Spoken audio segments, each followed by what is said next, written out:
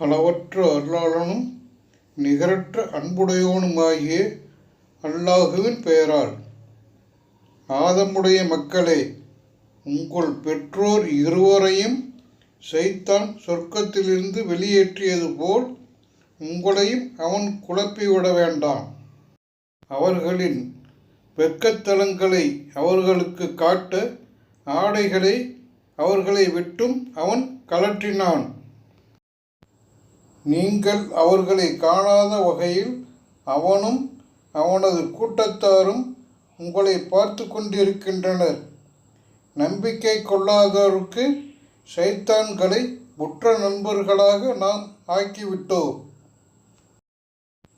அவர்கள் வெட்கக்கேடான காரியத்தை செய்யும்போது எங்கள் முன்னோர்களை இப்படித்தான் கண்டோம், அல்லாஹுவே இதை எங்களுக்கு கட்டளையிட்டான் என்று கூறுகின்றனர். அல்லாஹ் வெட்கக்கேடானதை ஏவமாட்டான்.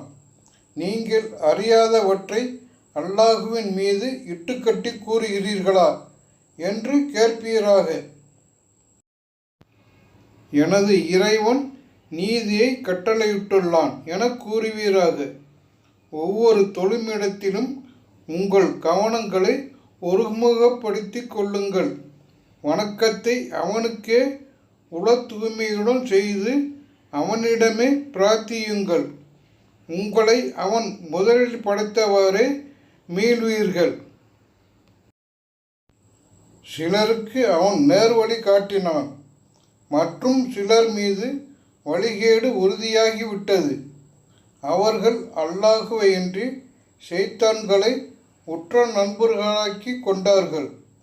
தங்கள் நேர்வழி நடப்போர் எனவும் எண்ணிக்கொள்கின்றனர்.